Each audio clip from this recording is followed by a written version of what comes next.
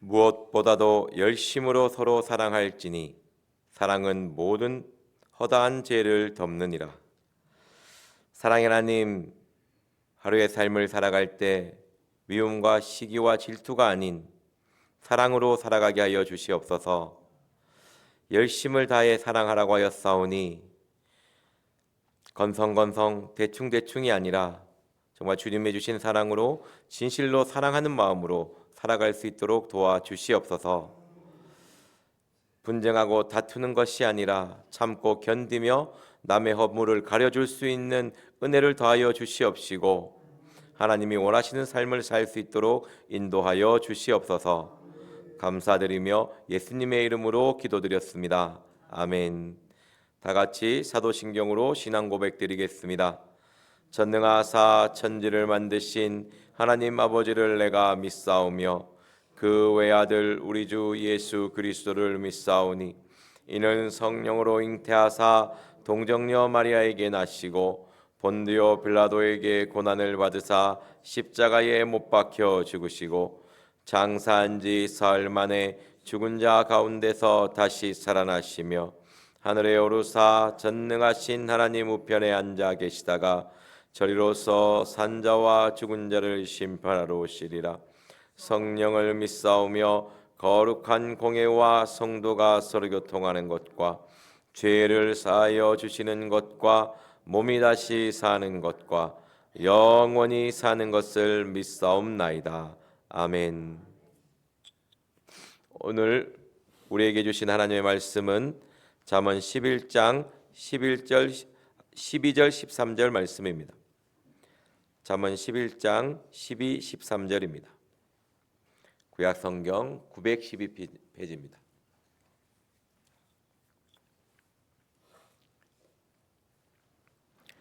다 같이 한 목소리로 읽겠습니다. 시작. 지혜 없는 자는 그 이웃을 멸시하나 명철한 자는 잠잠하느니라. 두루다니며 한담하는 자는 남의 비밀을 누설하나 마음이 신실한 자는 그것을 숨기느니라. 아멘. 오늘의 말씀은 말에 관한 주제입니다. 말을 잘 하고 계십니까? 사람이 참 기뻐하고 즐거워할 때 또는 실망하고 좌절할 때 꼭 보면 말에 관한 이유가 많이 있습니다. 말과 관련될 때가. 저도 말을 잘못해서 괜히 곤란한 경우가 많이 있거든요. 어제도 괜히 말 한마디 잘못해서 하루 종일 찝찝한 하루였습니다. 그냥 편안하고 부드럽게 얘기하면 됐는데 좀 안 걸렀거든요.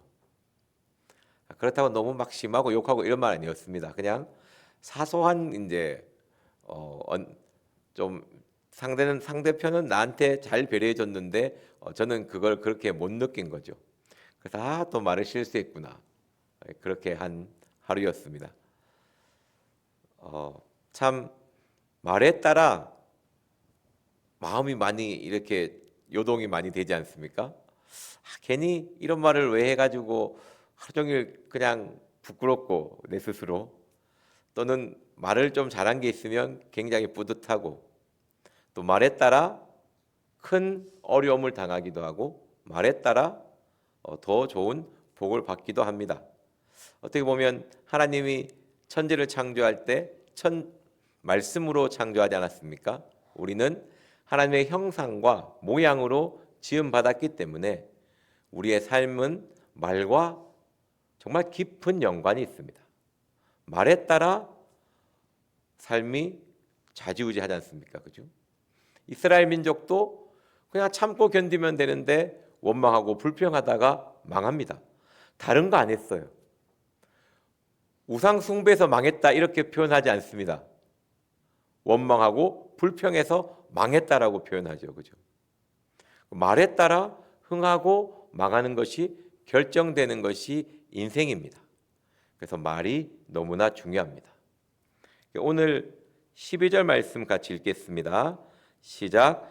지혜 없는 자는 그 이웃을 멸시하나 명철한 자는 잠잠하느니라. 아멘. 지혜 없는 자. 하나님의 말씀이 없는 자, 단순한 말씀을 읽고 안 읽고의 문제가 아니고 말씀을 알고 모르고의 문제가 아니고 하나님의 말씀을 마음에 품고 살아가지 않는 자입니다. 그런 사람의 특징이 무엇인지 알아야 됩니다. 오늘은 어떤 특징을 이야기하고 있습니까? 멸시를 가지고 옵니다. 하나님의 말씀과 멀어지면 멀어질수록 사람에게 나타나는 가장 큰 특징이 사람에 대한 멸시라는 것이죠. 내가 그냥 사람을 멸시하는 것이 아닙니다.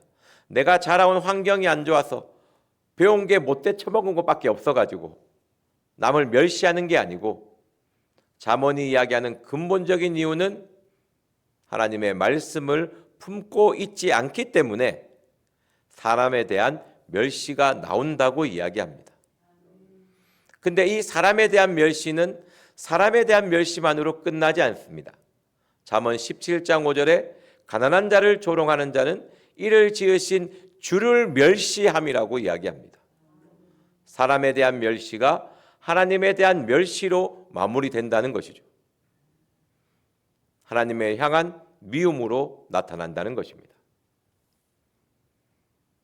그런데 보면 명철한 자는 잠잠합니다. 하나님의 말씀대로 살아가는 사람이죠. 명철한 사람이 단순히 말씀을 안다는 것을 넘어서서 그 말씀대로 삶을 살아가는 사람은 사람을 멸시하지 않습니다. 왜? 하나님 앞에서 이 사람이나 저 사람이나 나나 그냥 죄인인 줄 알기 때문에 하나님의 은혜가 아니고 하나님의 사랑이 아니면 나도 저들과 별반 다를 거 없다는 것을 너무나 잘 알고 있기 때문에 잠잠하는 것입니다. 그냥 잘 참아서가 아니고 하나님의 사랑 안에서 똑같은 죄인임을 알기에 하나님의 사랑으로 살아가는 그 은혜를 알기에 잠잠한 것입니다. 그래서 사람에 대한 언짢음이 많아질 때 우리가 막 대놓고 사람을 어떻게 멸시하겠습니까? 그죠? 괜히 그냥 사람과 무시하는 마음이 들 때, 아, 내가 하나님의 은혜와 정말 멀어져 있구나. 나는 하나님을 잘 믿는다고 생각하는데 정말 하나님과 멀리 떨어져 있구나를 깨달아야 됩니다. 그냥 그 사람이 단순히 싫고 그냥 꼴 보기 싫고 보면은 그냥 인상 찌푸려지고 그 사람과 나의 문제가 아니고 하나님과 나의 문제를 깊이 돌아볼 필요가 있다는 것이죠. 내가 하나님과 뭔가 관계가 크게 틀어져 있구나. 어떤 죄 때문에 하나님과 나와 이렇게 멀어져 있기에 나의 모습이 삶의 열매가 이런 사람의 멸시로 나오는가를 깊이 돌아봐야 됩니다. 그리고 그것을 회개해야 되는 것이죠. 그렇지 않으면 하나님과 점점 멀어집니다. 우리 요한일서 4장 20절 말씀 보도록 하겠습니다.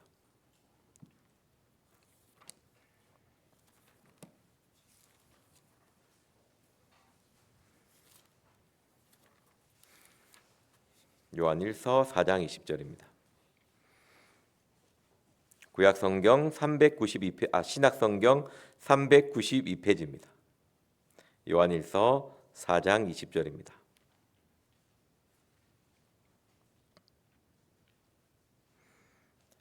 다 같이 한 목소리 읽겠습니다. 시작. 누구든지 하나님을 사랑하노라 하고 그 형제를 미워하면 이는 거짓말하는 자니 보는 바 그 형제를 사랑치 아니하는 자가 보지 못하는 바 하나님을 사랑할 수가 없느니라. 아멘. 그 형제를 사랑치 아니하는 자가 하나님을 사랑할 수 없다라는 것이죠. 사람을 멸시하는 자가 하나님을 사랑한다고 이야기할 수 없다는 것입니다. 하나님을 사랑한다면, 보이지 않는 하나님을 사랑한다면 보이는 너의 삶의 자리에서 미움과 다툼, 사람에 대한 멸시가 절대 나올 수가 없다는 것이죠. 그렇기 때문에 사람을 향한 나의 마음이 곧 나의 신앙 상태입니다. 그것을 아셔야 됩니다. 내가 사람을 보면 짜증이 나고 불평이 나고 싫어하는 감정이 올라오는데 나의 신앙이 좋다고 생각하시면 안 돼요.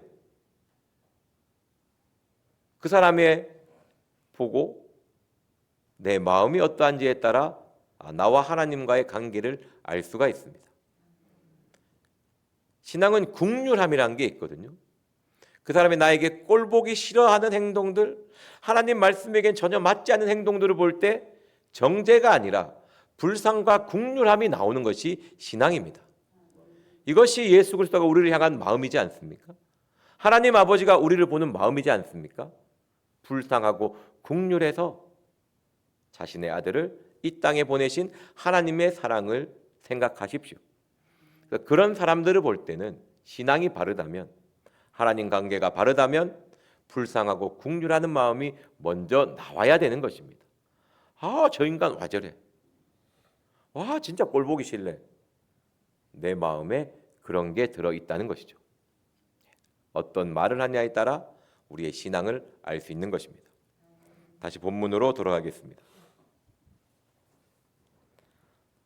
우리 13절 말씀 같이 읽겠습니다. 잠언 11장 13절 말씀 다 같이 읽겠습니다. 시작. 두루 다니며 한담하는 자는 남의 비밀을 누설하나 마음이 신실한 자는 그것을 숨기느니라. 아멘. 두루 다니며 헌담입니다. 남의 비밀을 누설하나 마음이 신실한 자는 그것을 숨깁니다. 그냥 우리가 이야기를 할 때 여기 말씀을 잘 포인트를 잡아야 될 게 두루 다니며입니다. 우리가 그냥 친구 만나서 이야기하다가 혹 실수로 할 수 있는데 여기는 그게 뭐예요? 사람이 입술이 온전하지 않습니다. 언어의 실수가 늘 있습니다. 잠언은 그걸 지적하는 게 아닙니다. 무엇을 지적합니까? 두루 다니며 남의 비밀을 누설하는 겁니다. 적극적으로 악에 참여하는 것이죠. 밥 먹다가 부부간에 오늘 이런 일 있었어 하고 하는 그런 이야기가 아니고 남의 말 하는 게 너무 재밌는 거예요. 즐거운 겁니다. 너무 재밌어서 참을 수가 없어요. 두루 다니며 악을 행하는 것이죠. 사람을 멸시하는 가장 큰 행동 중에 하나가 남의 말입니다.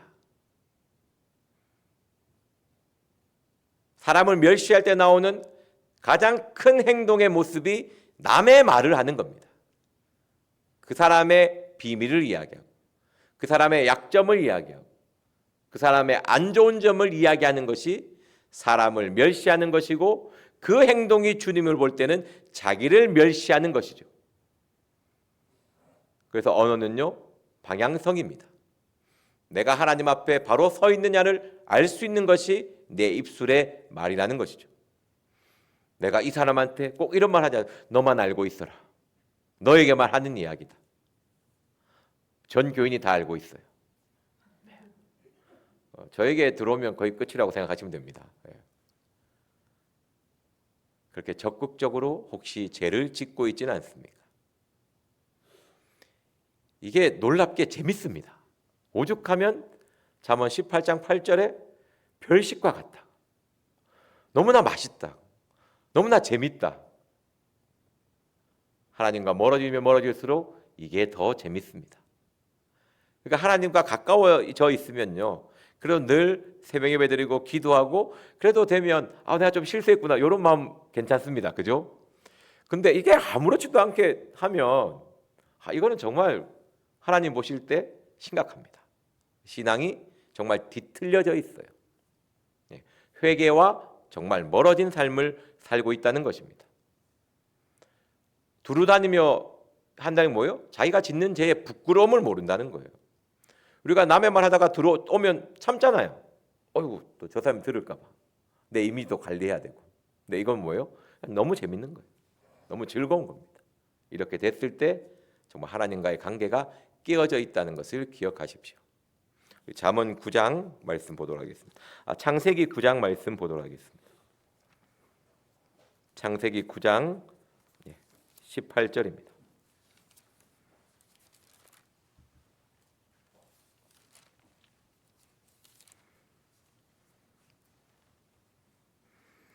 창세기 9장 18절입니다. 구약성경 11페이지입니다. 다 같이 한 목소리를 읽겠습니다. 시작.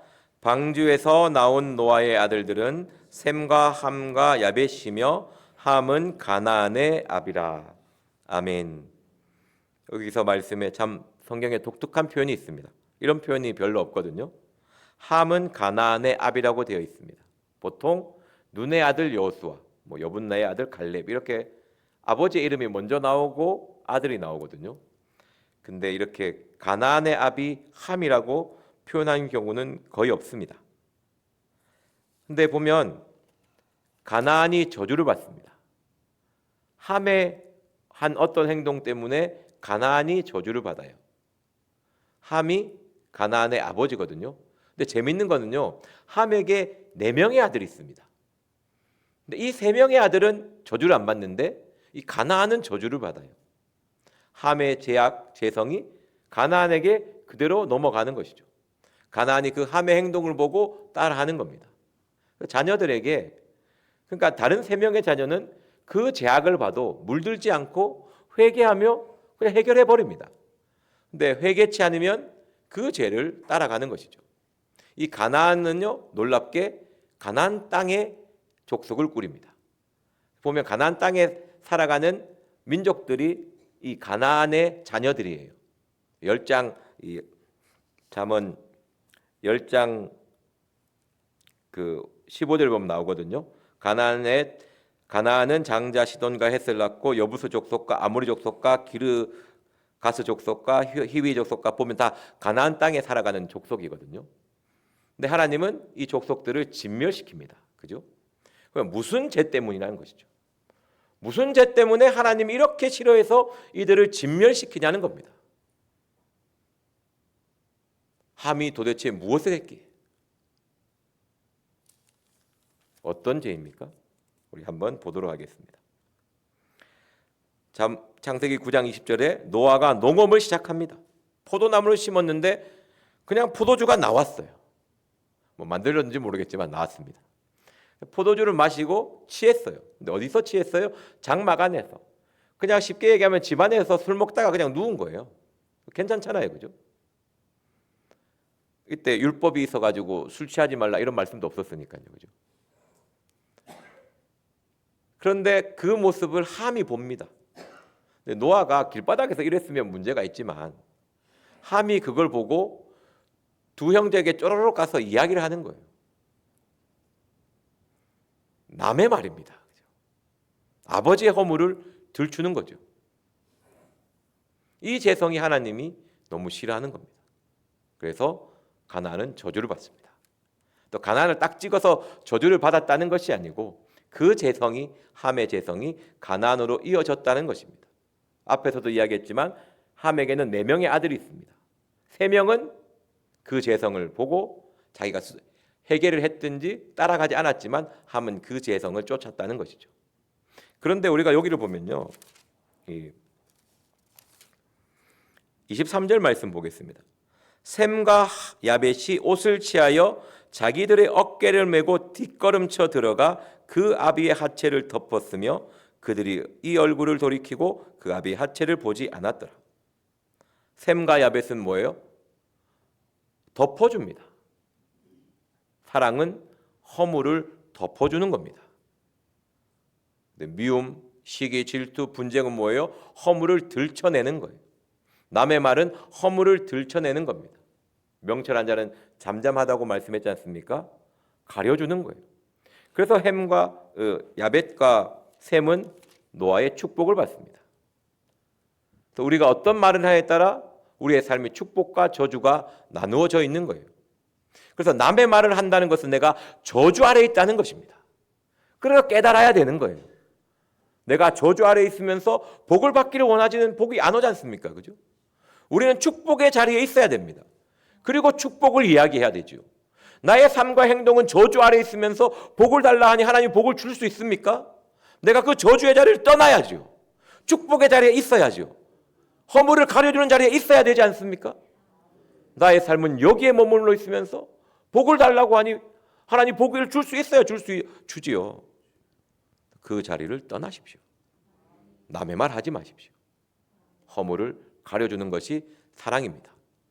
오늘 남의 말 하는 것이 아니라 사랑으로 덮어주고 잠잠할 수 있는 은혜가 저와 여러분들의 있기를 원합니다. 기도하고 마치겠습니다.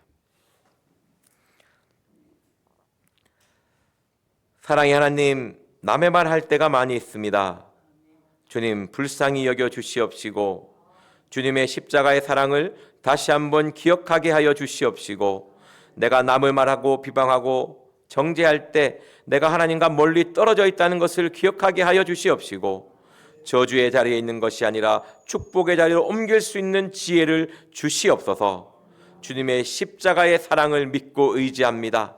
저희들을 정결케 하여 주시옵시고 오늘 하루의 삶도 주님의 사랑 안에 거하게 하여 주시옵소서. 감사드리며 예수님의 이름으로 기도드렸습니다. 아멘. 오늘 들은 말씀을 기억하시며 기도하시고 각자 주기도문으로 예배를 마치도록 하겠습니다. 주여 삼창하며 기도하겠습니다. 주여 주여 주여